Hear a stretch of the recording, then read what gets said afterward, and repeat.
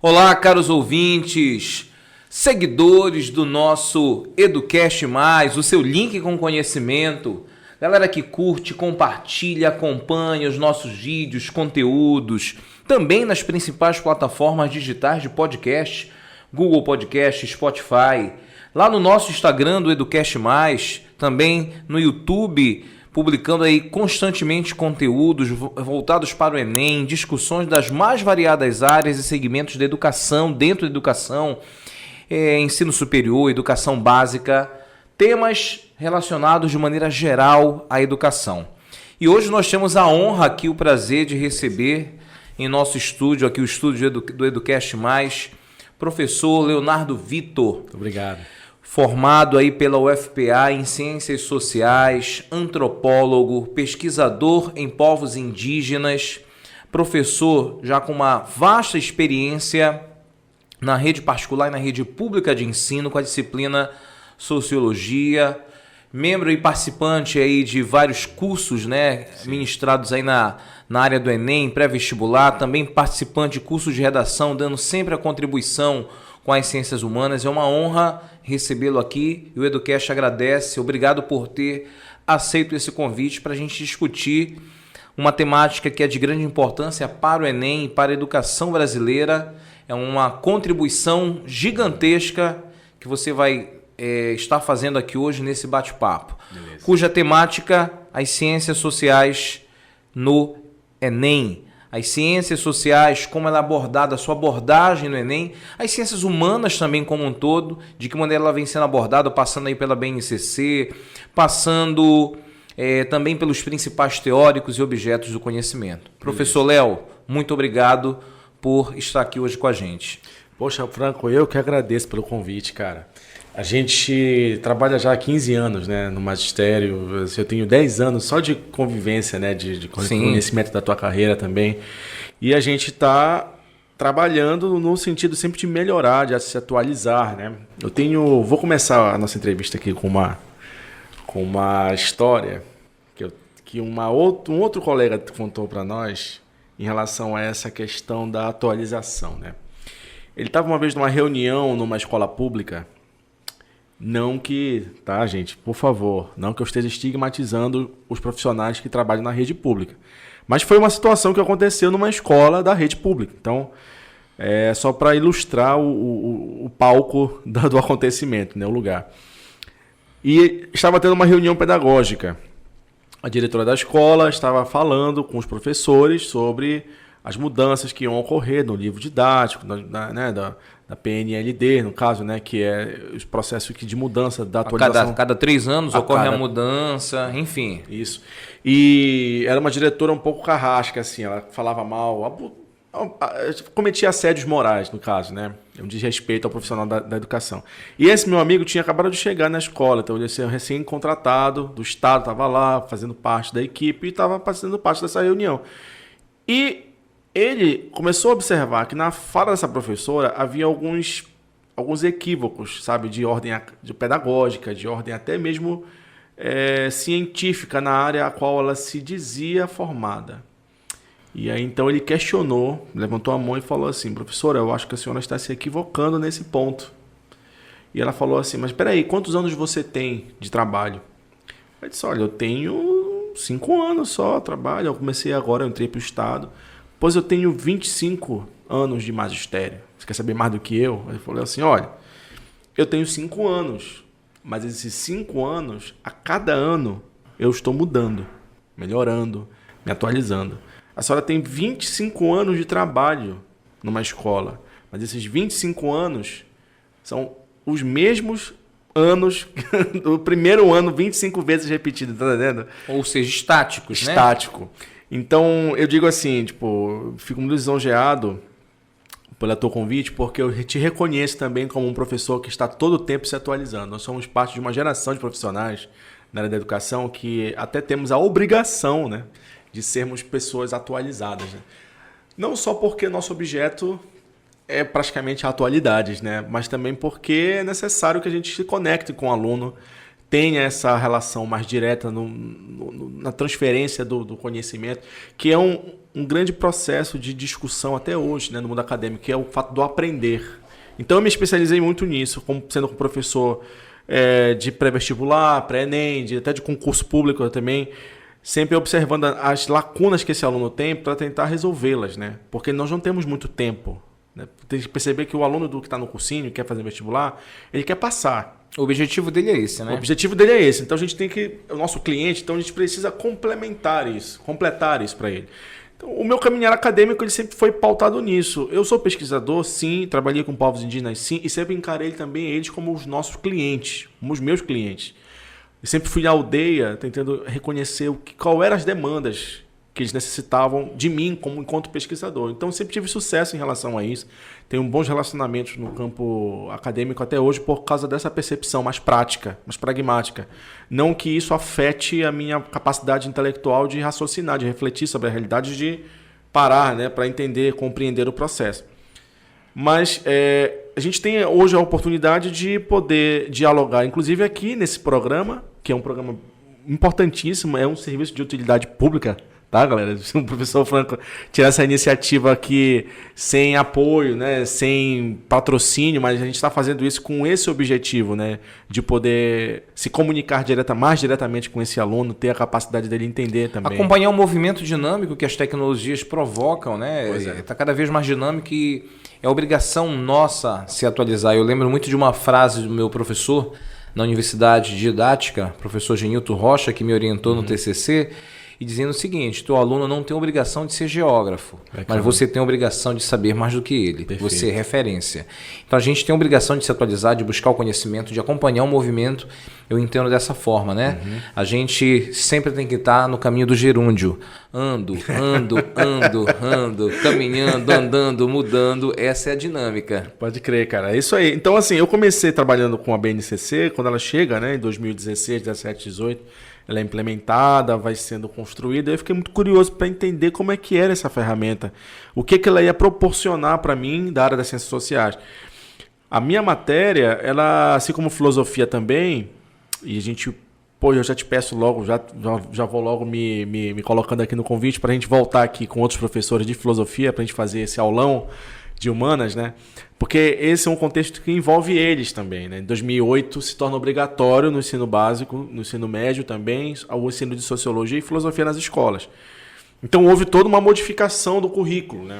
Uma adequação. Já vem ocorrendo uma mudança desde 2008 aproximadamente, dessa forma de abordagem? Sim, cara. Traça um pouquinho desse histórico pra gente. O que eu tenho de observação não é apenas no sentido empírico de estar na sala de aula como professor, mas também participando dos encontros nacionais de ensino de sociologia, os NSEBs, né, que a gente faz dois em 2 anos.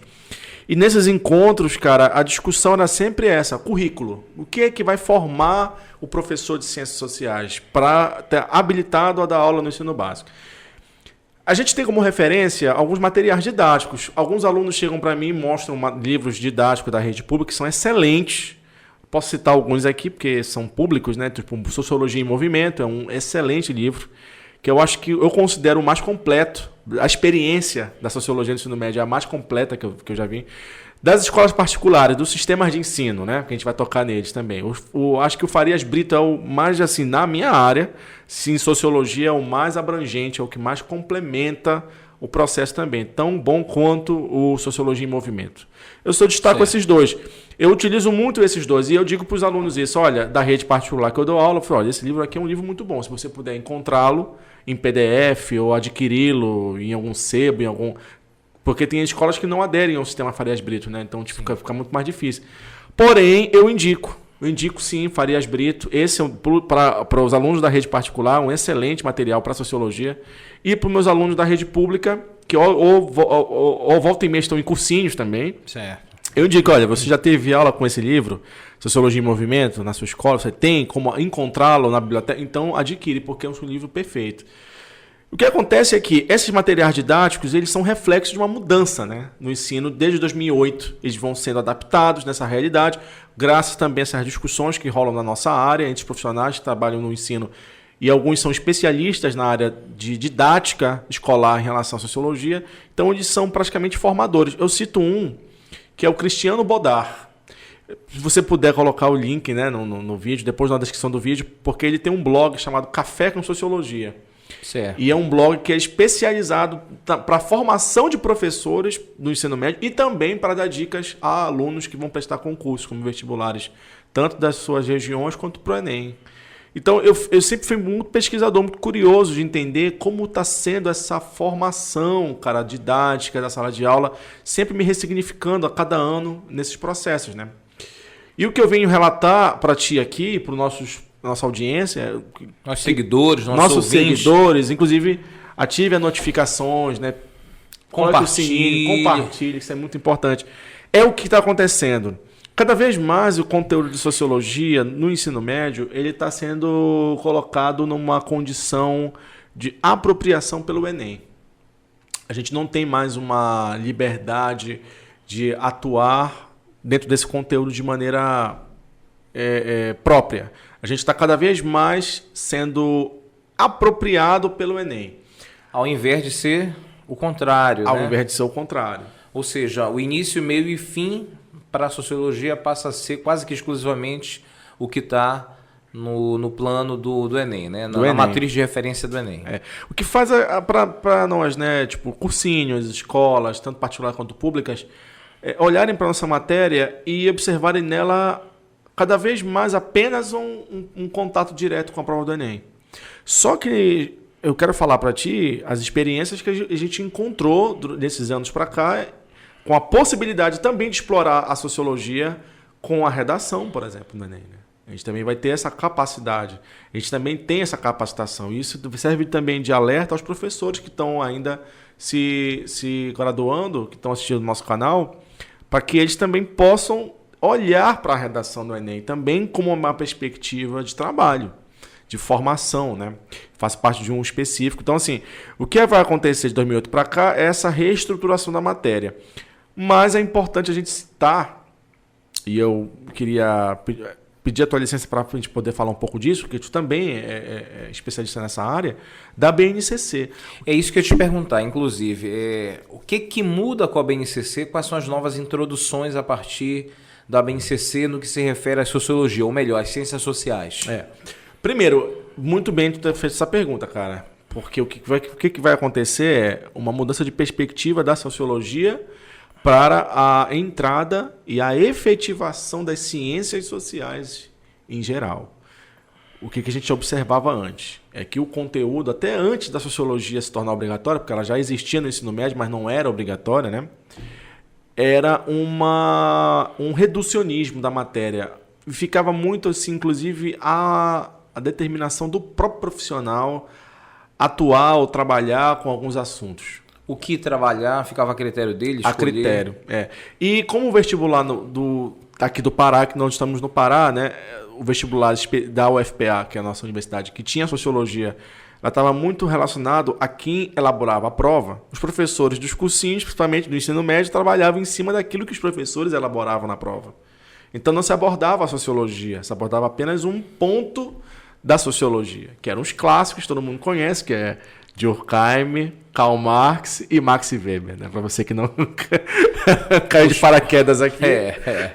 Os mais comentados, os mais abordados. Isso. Então a sociologia ela ficava reduzida apenas aos teóricos clássicos, né? Depois de 2008 para cá, há toda uma sensibilização do MEC, e aí vai se reunir as comissões de ensino de sociologia, ou melhor, de ciências sociais no Brasil, vão se formar os encontros nacionais. Os encontros nacionais começam a acontecer a partir de 2008 por causa disso, porque surge uma demanda, uma necessidade mesmo de reestruturar todo o programa, o currículo do professor vai mudar nas universidades, esse currículo também.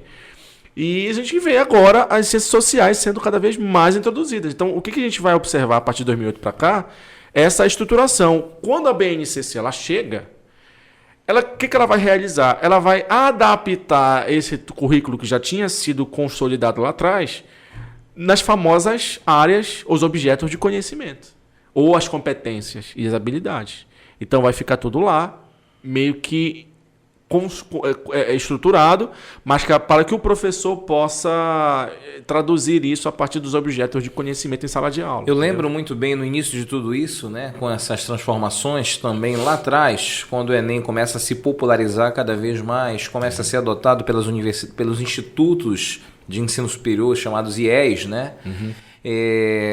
Que a prova não vinha dividida por componente curricular, por disciplina, História, Geografia, Filosofia, Sociologia.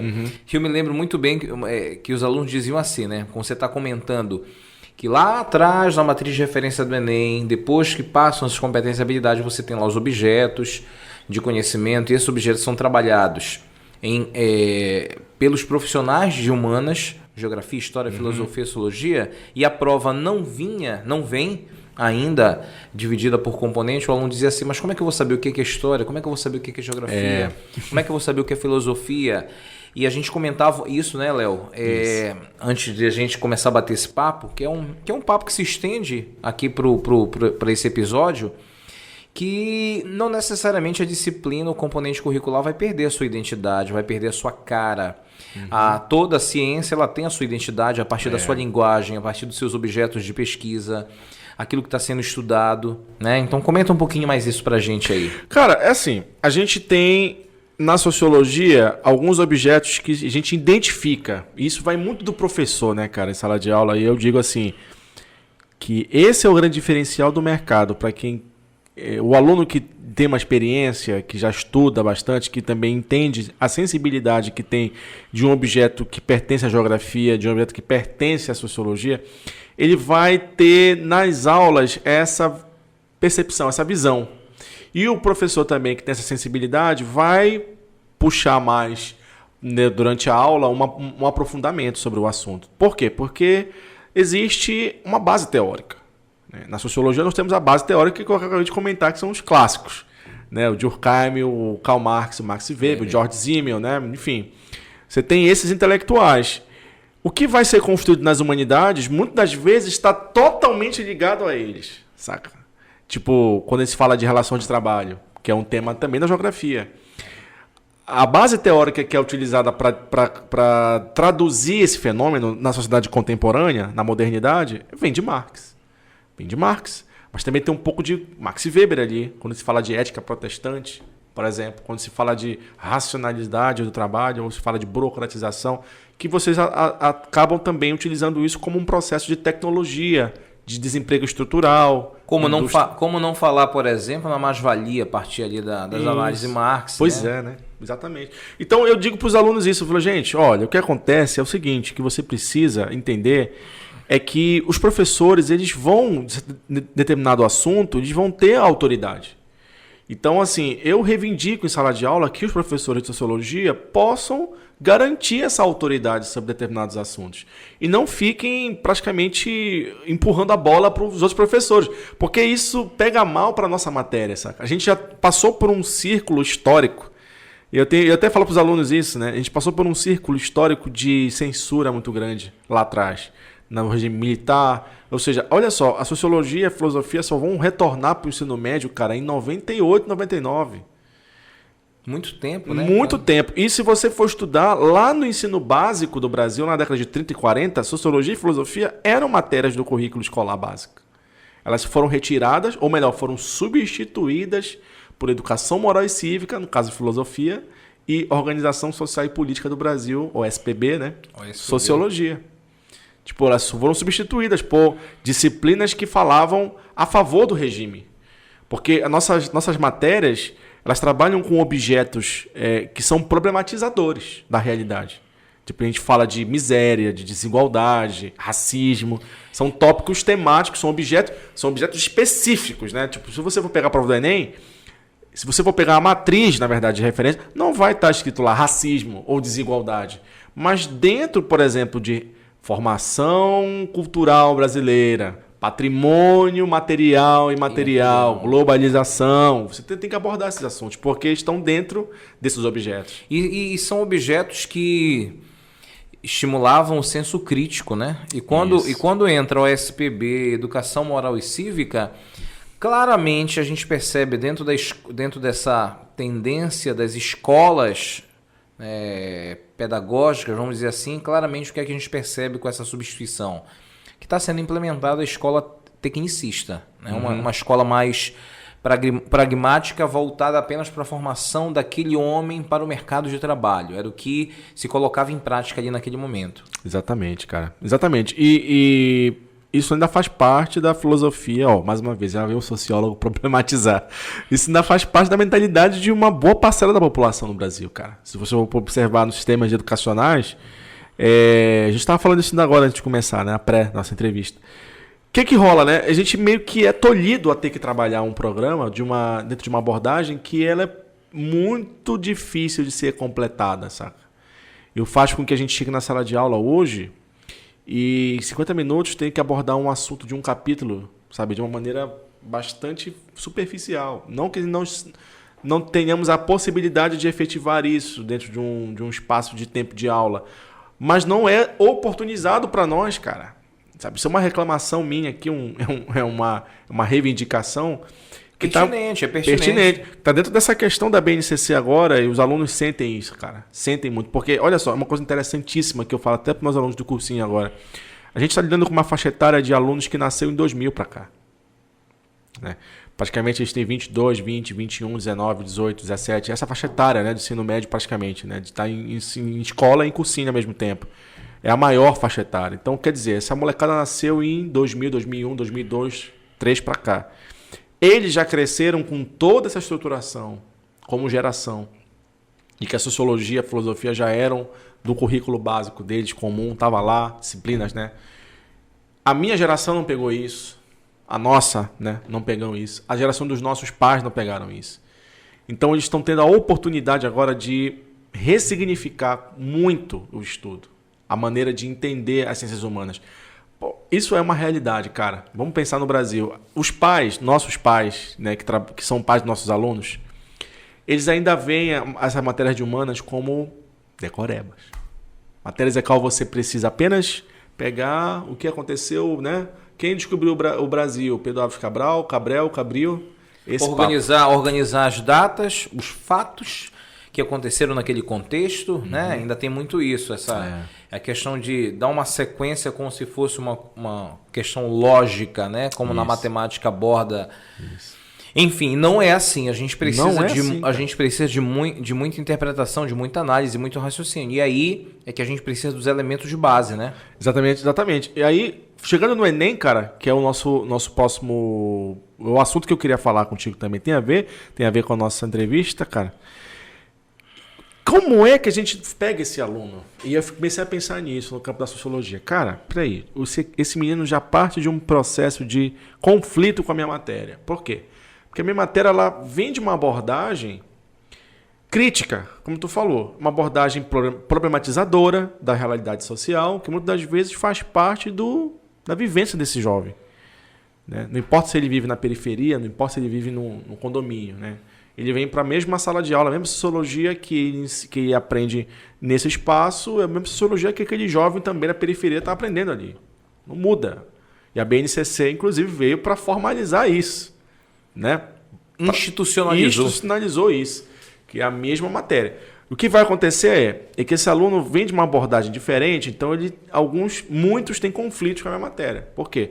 Porque ela solta essas verdades inconvenientes de que o mundo tem desigualdade, a desigualdade ela existe, ela é real, ela é um parâmetro até estatístico e que ela não é só no campo vertical, né, da posição de classe, mas também da situação de classe, que envolve gênero, sexualidade, que envolve raça, cultura, educação, né? Então, a gente na sociologia vai ampliar essa abordagem para o aluno, para que ele também tenha essa capacidade. O que acontece no Enem é que isso tem que ser voltado para uma aplicação da prova, a qual você tem questões para resolver, e aí, em média, eu digo lá para os alunos que estão aí para nossa audiência, gente, em média, o que o Enem cobra de sociologia? Vamos colocar aqui em termos de números, em média, 5 itens. 5 itens das 45 questões. De ciências humanas. 5. Eu vou te fazer uma pergunta. Tu acha isso pouco ou tu acha isso muito ou suficiente? Eu acho pouco. Dada a importância da sociologia que amplia a visão, que estimula o senso crítico, que permite o aluno perceber melhor a realidade e também ser um agente transformador, que eu acho que isso é o principal. É o principal. Só que tem uma coisa que o aluno não percebe, e eu quero tocar nesse ponto. A gente já entrou na pauta do Enem, então vamos falar do Enem agora, né, cara? Mano, é o seguinte, o que acontece é que o aluno, quando eu digo para ele isso, olha, tem 5 itens da prova. Os 5 itens são cultura, vem ser geralmente uma questão de patrimônio cultural, uma questão sobre movimento social, que é a competência 2, uma questão sobre Estado, poder e representação, que é a competência 3, uma questão sobre trabalho, ou tecnologia, que é a competência 4, e a 5 é cidadania. Direitos humanos, atualidade, que tem a ver com o campo das mudanças institucionais da democracia no Brasil, que são questões voltadas para a área da ciência política, que é uma área das ciências sociais, portanto, sociologia. Às vezes, aí eu vou fazer um parâmetro agora desse governo atual, das provas que vieram a partir do governo Bolsonaro. O que vem acontecendo é que as questões de meio ambiente, que seriam uma competência 6... Eu já ia te perguntar isso. Eu estava agoniado aqui para te perguntar exatamente isso. A competência 6. Como é que as ciências sociais, a sociologia, se comporta como abordagem diante das questões ambientais? Sim. E, segundo, isso já foi abordado. E terceiro, de que maneira a sociologia aborda essa questão aí? É legal essa pergunta, porque os alunos me fazem muito isso no momento das revisões do Enem. Fazem muito essa pergunta. Porque a gente tem uma contribuição para essa área, para esse objeto. Só que eu vou te confessar que até dentro da academia, e olha que eu me formei na Universidade Federal do Pará, ou seja, estamos aqui na Amazônia. As aulas, os conteúdos de sociologia e meio ambiente, eles eram sempre muito escassos. Em termos de materiais, de livros e até de profissionais da área, de professores que tinham que dar esse assunto. Então, o que vai acontecer? Quem dava esse assunto? Era um membro da cadeira da sociologia ou vinha alguém, um profissional de outra área, de outro curso? Não, na UFPA são do próprio curso, são pessoas especializadas nessa área. Porque tem disciplinas da geografia, né, que vocês trabalham. Sim, geografia sim, a gente trabalha. Relação de trabalho, geralmente eu vejo um professor da sociologia dar aula para vocês, né? E, tipo, questões ligadas à cultura também. Nós tivemos no curso de geografia, nós tivemos uma disciplina chamada Sociologia Rural e Urbana. Pois ligada a questões... Porque na sociologia, dentro desse assunto, nós temos a Escola de Chicago, né? Que é clássica para questões urbanas. E a Escola de Chicago que faz, na verdade, essa relação entre campo e cidade. Começa com o George Simmel, né, no interacionismo simbólico. Mas, enfim, isso é uma questão mais teórica, que é muito específica, né, para a formação de professores. Quando a gente chega, no caso, na sala de aula, para o ensino básico, para transmitir isso aí, tudo, essa carga toda que a gente aprende... O que fica para meio ambiente, para nós? Cara, o que fica é um assunto muito relacionado, por exemplo, à formação de movimentos sociais contemporâneos, que tem a ver com movimentos ambientalistas, tem a ver com o ecossocialismo. A gente fala também de um teórico que é o Ulrich Beck, ele fala da sociedade de risco. Nós vivemos num processo de sociedade de risco, a qual o andar do indivíduo ele fica muito baseado no acautelamento. Que é o que rola hoje por algumas pessoas que possuem um tipo de educação ambiental desde cedo, precoce, e que foram também escolarizadas.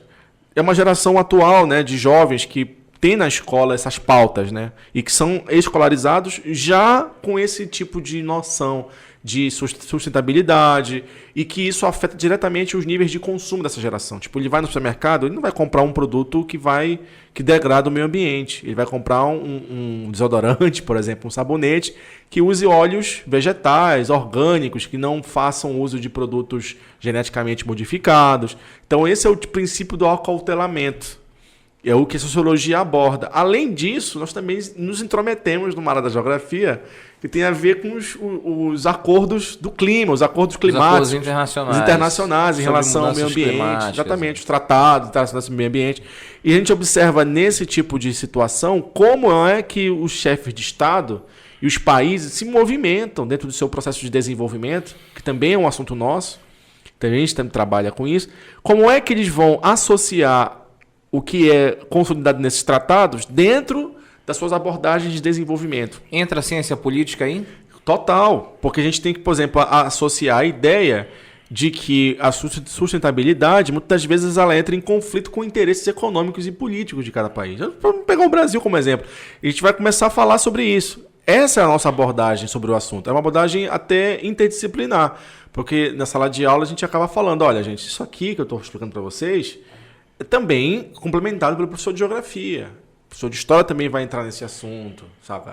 Até mesmo bioética, a gente fala que já é um assunto também ligado à filosofia. Tá entendendo? Então, tipo, as ciências sociais, nesse campo, ela acaba se tornando apenas um canal interdisciplinar que leva também à direção de outras matérias. Eu ia te perguntar uma coisinha aqui. Por exemplo, se trabalha a questão da visão de natureza a partir de determinados povos tradicionais, como os indígenas? Mas aí a gente fala disso já no campo da cultura, em antropologia. Tá. Porque isso também mexe com o próprio desenvolvimento da ciência antropológica. Isso tem a ver com a competência 1, as habilidades 1 a 5 que a gente fala no Enem, que tem a ver com memória, tem a ver com as experiências que a sociedade tem em relação ao objeto cultura. E isso no objeto de conhecimento do Enem está lá, como patrimônio, a história da formação cultural do Brasil, né, em relação às etnias. Então a gente fala, por exemplo, no campo dos povos indígenas no Brasil, é a cosmologia que existe na maneira como eles entendem a realidade dentro do aspecto natural. Certo. Então, tipo, os indígenas eles vão para a mata, eles entendem ali que a mata é um ser vivo, até mesmo na maneira de caçar, né? Existe um documentário que eu até, se você puder colocar depois como referência na descrição do vídeo, que é um documentário feito com os povos Yanomami, a qual mostra como é feito todo o processo de alimento, de nutricional deles, e que envolve um momento ali de caça. É interessante que quando ele está caçando o porco do mato, ele está tirando da floresta, ele está conversando com a floresta, está pedindo licença. Isso é uma coisa muito até religiosa, né? Espiritual, exatamente. Mas o Darcy Ribeiro, que é o cara que iniciou esse debate, o povo brasileiro também, os índios do Brasil, que é uma obra a qual ele descreve muito bem essa cosmologia, ele diz isso, ele diz, olha, cara, isso aqui representa, na verdade, uma maneira de você compreender o manejo que esses povos indígenas têm com a terra, que, na verdade, pode proporcionar para nós até mesmo uma visão de que a floresta em pé, ela pode dar mais lucro do que ela deitada. Se não me engano, isso é até um argumento da Beta Becker, né? Uma geógrafa. O livro lançado, o famoso livrinho lançado por ela, não sei se está aqui, inclusive. Poxa, legal que você tem uma pequena biblioteca, né? Esse aqui, ó. Esse aqui? É esse. Poxa, legal. Aqui, ó. Ah, sim, olha aí. A Berta Becker, Amazônia. no livro Amazônia, um livro clássico que todos nós temos que ler na faculdade, na disciplina Geografia da Amazônia. Sim. Ela defende exatamente isso, que desde os anos 70. Olha aí. Que a floresta em pé, ela rende muito mais riqueza, muito mais lucro do que a floresta deitada, derrubada. E as pessoas não entendem, muitos não entendem isso até hoje. O Darcy Ribeiro, o que ele faz com esse argumento da Berta Becker? Ele demonstra quais são os povos que possuem essa percepção. E olha só, a antropologia ela vem para relativizar. Quer dizer, é só agora que a nossa sociedade está tendo a capacidade de compreensão do que seria a sustentabilidade. Mas, infelizmente, dentro de um parâmetro de realidade, que a gente não sabe o que virá no futuro, a incerteza sobre o que pode vir a partir daquilo que nos põe medo de fato, que é a extinção, né? Então os povos indígenas já direcionam a solução do problema. Eu vi uma reportagem recente sobre os Yanomami, mais uma vez numa televisão, falando sobre como eles já estão construindo o ecoturismo na região lá do qual é o pico da neblina? Da neblina. Exatamente, como eles já estão modificando o manejo territorial deles, pautando essa nova forma de manejo ali com o território a partir de um ecoturismo. Olha só, cara, é exatamente esse argumento da Berta Becker sendo aplicado pelos povos tradicionais. Inclusive em áreas urbanas está tentando se introduzir isso. Algumas áreas urbanas que ainda preservam o verde estão criando em espaços trilhas, por exemplo, as crianças. Muito bem. Estão criando cavalgadas, a criação de animais que não são comuns se ver na área urbana. Né? O processo de urbanização ele foi degradando e acabando muito com isso. Nós tínhamos um esquema na Amazônia chamado de Rio Várzea Floresta. Ainda existe, é claro, em algumas áreas, mas em algumas áreas foi sobreposto pelo esquema subsolo, estrada, terra firme. Mas antes disso, existia o quintal, várzea e a floresta. Eu lembro que os quintais eram repletos de árvores, de frutas, de criação de animais. O processo de urbanização acabou extinguindo com isso, em função da valorização do solo urbano, da especulação imobiliária, e isso foi sendo cada vez mais dizimado do espaço urbano. E a gente não consegue mais perceber esses espaços como nós tínhamos no passado, né? Então faz parte do processo aí. Muito bem, cara. Léo, só pra gente direcionar um pouquinho mais, a galera que tá escutando a gente, que tá vendo também, né? Vendo no YouTube e escutando nas plataformas digitais do podcast, Google Podcast, Spotify. Lembrando que esse material que está sendo gravado, produzido aqui, ele vai como um videocast lá para o YouTube e vai como áudio para o podcast do Educast Mais. Você pode escutar, você pode ver, ou seja, tem para todos os gostos. E a galera que está escutando é uma galera que está no ensino médio, é uma galera que faz o Enem, e eles querem saber quais são os teóricos mais abordados hoje na prova e os objetos de conhecimento que são mais abordados. Ou seja, aquela dica, né? Isso vai ser engraçado que eu vou contar aqui. Eu sempre chego no cursinho e eu falo para os alunos assim, gente, essa galera que está no INEP, eu não consigo compreender o que passa na cabeça deles. A galera que está no INEP agora, né, no governo atual. Por quê? Porque houve toda uma campanha de censura aos teóricos chamados socialistas, comunistas, como Marx, né? Tiraram até de referência das humanas, né? Você viu isso, porque isso é tanto impactante para mim como para ti também, né? Na geografia. Porque o Marx, ele é um teórico que, se expande, né? É expansivo, né? Para as áreas de humanidade. Por isso que o Milton Santos dizia: eu não sou um marxista, eu sou um marxizante, né? Para nós seria marxianos nas ciências sociais, que a gente estuda o Marx. E eu sempre falo para os alunos assim, gente, olha, onde é que mais se lê Marx no mundo? Ninguém sabe responder. Você acha que é em Cuba? Você acha que é na Coreia do Norte? Você acha que é na China? Não, cara, onde mais se lê Marx é em Harvard, Oxford e Sorbonne. Pô. Todos países capitalistas. Pô. Por quê? Porque o Marx, ele é um pensador estratégico para o capitalismo. Porque o Marx, ele problematiza o capitalismo. Então, para os capitalistas, isso é o perfeito. Entendeu o sistema, né? Entendeu o sistema, cara. Onde ele não é lido é nesses países chamados socialistas, cara. Por quê? Porque se a população lesse, de fato, o Marx, eles iam entender o que seria o socialismo real.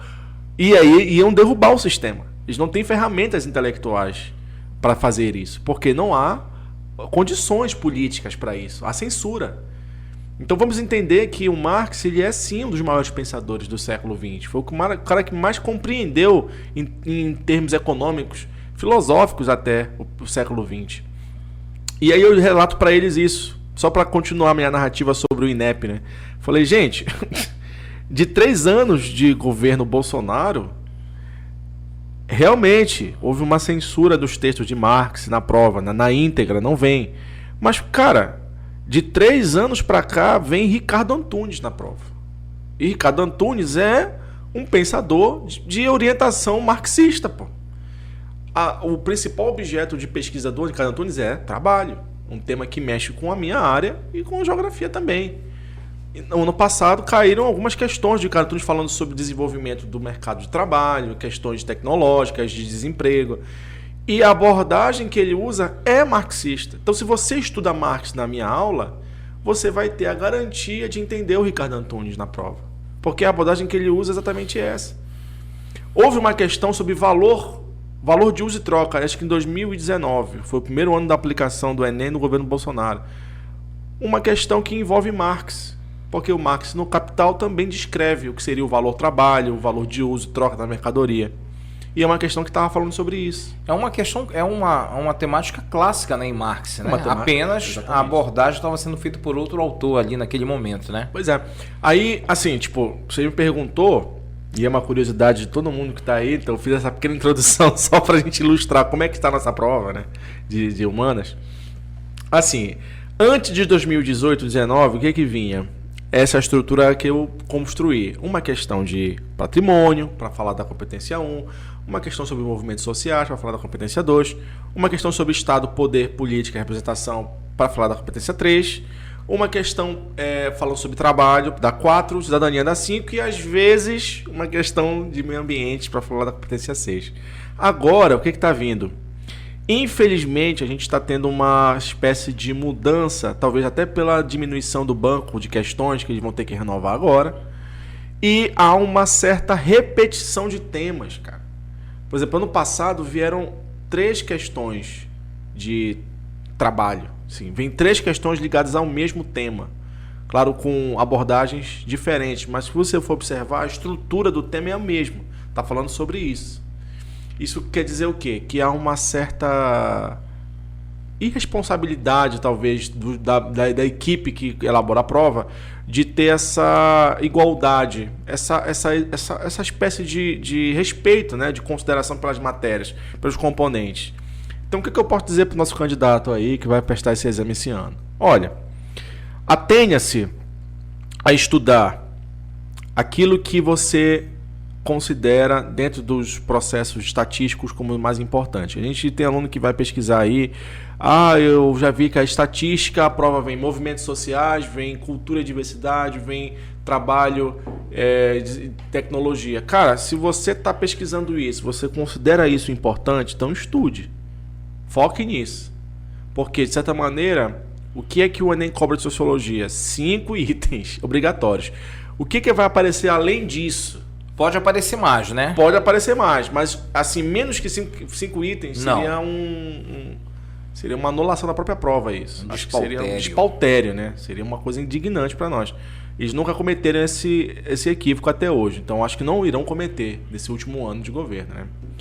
Mas o que eu queria alertar os meus alunos é que, e não é por isso que você estuda as estatísticas do que mais vem na prova, que você vai só estudar isso. Por quê? Porque tem texto de sociologia que vem na prova de linguagens. Teve um ano que veio um texto esqueci o nome. Do Sérgio Buarque de Holanda. Veio um texto sobre raízes do Brasil na prova de linguagens, falando sobre o malandro, que é o tipo ideal brasileiro, segundo Sérgio Buarque de Holanda. Já veio uma questão sobre Casa Grande e Senzala, do Gilberto Freire, também na prova de linguagens. Sabe que a prova de linguagens é uma prova multifacetada, né? O aluno ele precisa entender as diversas modalidades da língua. Então tem o texto informativo, o texto acadêmico, o texto filosófico, o texto literário, né? E numa dessas provas vem, cara, um texto de um autor da sociologia brasileira. Então, isso também é um sagrado, né? Isso é importante. Ou de um sociólogo pós-contemporâneo, como já viu, do Bauman, na prova de linguagem, desculpa. Modernidade líquida? Modernidade líquida. Veio um texto do Bauman. Entendeu? O que eu posso dizer para o aluno? Meu amigo, minha amiga, que está aí do outro lado, se preocupe em organizar os seus estudos. Isso é muito importante. Não deixe para depois o que você pode fazer agora. Se organize, porque a prova do Enem ela é uma prova que também é toda interligada. Então, algum conhecimento lá de sociologia vai ser útil para você resolver um item. A gente sabe que os itens da prova do Enem são todos divididos também em modalidades de dificuldade, né? Você tem o item local, o item regional e o global, né? Que envolve praticamente quase todas as humanidades na prova de humanas. Então, itens que são complexos, né? Que precisa pensar, tu tem que puxar uma inteligência da geografia, mas ao mesmo tempo uma inteligência da sociologia para resolver aquela prova. Então eu digo para o aluno assim, gente, vamos se preocupar em tentar estudar o máximo que a gente puder. Claro, se você tem as suas estratégias, faça, porque elas são realmente úteis, elas servem para alguma coisa. Mas toda a primeira prova do primeiro dia, ela está toda interligada. Se você for observar ela no nível global, holístico, né? Se você for enxergar ela dessa maneira, você vai ver que ela está toda interligada. Então eu digo assim, claro que existem alguns temas que sempre se sobressaem, que eu digo assim, gente, isso aqui vem pelo menos uma questão. Por exemplo, patrimônio cultural, vai vir. Então o aluno ele pode já se adiantar no cursinho, no convênio, a estudar isso. Pegar os materiais. Nas últimas provas, essa competência sempre veio? Sempre vem, cara. Sempre vem. E trabalho. São 2 temas fortíssimos. Que é a competência 4. relação de trabalho. E a gente fala os objetos de conhecimento. Na geografia a gente fala muito na relação de trabalho, sim. nos impactos que a tecnologia produz, tanto no campo quanto na cidade, que é na geografia é selado, assim como na sociologia a competência 1 é sempre cobrada, na geografia competência 4, meu amigo, pode esperar uma questão de espaço agrário ali que você vai com certeza falar dessa relação da tecnologia com o campo. E no nosso caso seria a relação de trabalho no âmbito, por exemplo, do desenvolvimento das novas competências que envolvem o trabalho, tipo assim, a tecnologia da informação, envolve até mesmo o marketing digital, envolve questões de mudança na estrutura do emprego. A gente fala de indústria 4.0, por exemplo, também é um tema de vocês, né, da geografia, né? A gente também converge com isso. Mudanças econômicas que impactam diretamente o mundo do trabalho. Tá entendendo? Tipo, isso são questões que sempre vão vir na prova. Então, esse é um tipo de competência do Enem que é muito importante, estratégica, tanto para professores e alunos poderem trabalhar juntos em sala de aula. Perfeito. Eu digo essas, assim, dos últimos anos para cá, e eu observo que isso está se mantendo. Então, vamos pensar nisso esse ano também. Meu amigo, minha amiga, você aí, se preocupe com isso. No que vai vir nos próximos anos, não sabemos, porque pode haver ou não uma mudança de governo. Essa reestruturação política ela impacta diretamente na prova, né? Na prova, Aí me perguntam assim, professor, mas aí teoria clássica, Durkheim, Karl Marx, Weber, isso vem na prova? Eu digo sempre para os alunos assim, gente, olha, não olhem para isso como algo que virá na prova. Se isso vir na prova, vai ser uma surpresa absurda até para a gente, porque vem sempre contextualizado em algum assunto. Agora, o que isso aqui vai servir? Para que você tenha uma boa argumentação numa redação, para que você possa ter uma base, um capital cultural melhor, uma visão de mundo, um repertório sociocultural para uma prova dessa. Porque, como eu disse, ela está toda interligada. Entendeu? Então, às vezes, um texto que reflete para ti ali, aparentemente, um documento histórico, ela pode estar implicitamente fazendo uma inferência a um teórico da sociologia. E se você tiver aquela aula, se você prestou atenção naquela aula, você vai ganhar tempo.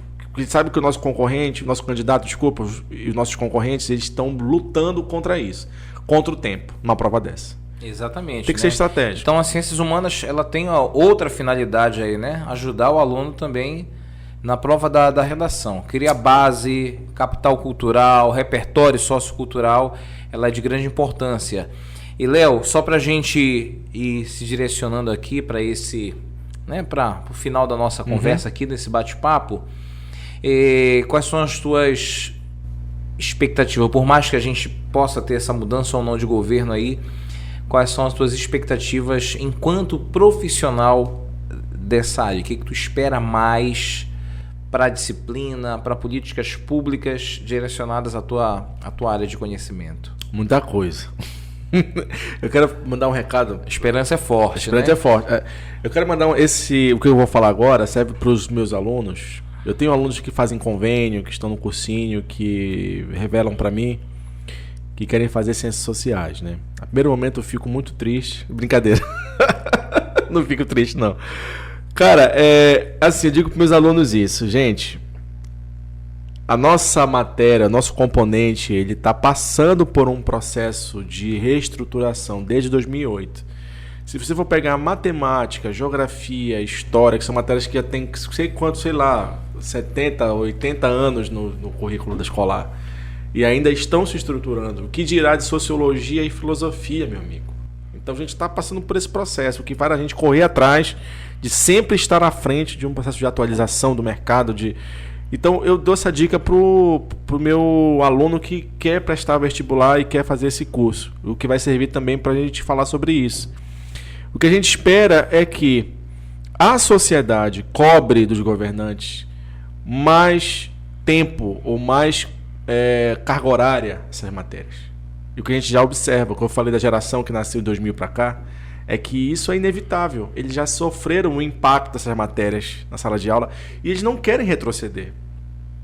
Eu tenho alunos que chegam para mim e dizem assim, professor, tinha que ter 2 aulas suas. Com toda certeza, eu fico em silêncio, eu vou assim, né? A gente vai amadurecer esse debate em outros lugares, isso tem que partir da sociedade, né? Exatamente. Claro, com o nosso apoio, para que isso possa se refletir em sala de aula. Isso mesmo. E esperar da área mais uma vez, um recado para quem quer fazer. Porque as ciências sociais, ela não se define apenas no magistério, tá, gente? As ciências sociais é uma profissão, com registro profissional. Eu tenho registro de sociólogo, já trabalhei como sociólogo em projetos sociais também. Minha Casa Minha Vida, fiz cadastro por cadastramento. Trabalhei para o Estado, para o governo como sociólogo, fazendo pesquisa socioeconômica nos bairros, cadastramento do Bolsa Família na época. Então, existe uma larga possibilidade de atuação profissional que ainda também precisa ser estruturada para a sociedade. Mais uma vez, quem tem que exigir isso é a sociedade. Por exemplo, você tem um projeto como esse, BRT, né? A gente está aqui bem na frente dele, né? Era para ter um sociólogo num projeto desse. Por quê? Porque esse projeto necessitaria de alguém que pesquisaria o impacto socioeconômico dessa obra. Exato. Sabe? Tinha que ter sociólogo ou cientista social onde? Nas empresas, pô, em lojas de roupa, de calçado. Porque era um profissional que ia trabalhar diretamente com o público-alvo destinado àquela mercadoria, aquele produto. Sempre digo para meus alunos isso. Olha, gente, eu me formei em ciências sociais, não em ciências socialistas. Tá? Não, por aí. Se você achar que eu sou comunista, para aí. Você está errado. Vamos tentar se reapresentar novamente. Eu sou cientista. Muito bem esclarecido, muito bem pontuado isso aí. Cientista. Léo, muito obrigado pela sua presença. Falei demais, né? Não, tá excelente, tá ótimo. A galera vai estar na expectativa aí por esse conteúdo aí que a gente bateu esse papo aqui, conversou. Bacana. Mas com a tua contribuição que foi excelente, que foi abordado. O convite fica para outros temas, para outros episódios, para outros debates, junto com outros colegas nossos aí para a gente debater esse tema. Muito obrigado. Valeu. Deixa aí com as suas palavras aí para despedir da galera aí, dá um até logo. Gente, tá explicado? Então, um beijo, um abraço. Valeu, é isso aí. Educast Mais, o seu link com conhecimento. Fique de olho aí nas plataformas, redes sociais, Facebook, Instagram, YouTube. Curta, compartilha, ative o sininho. Muito conteúdo ainda bacana estar por vir. Acompanhe a gente. Valeu, galera. Um abraço. Um abraço, valeu.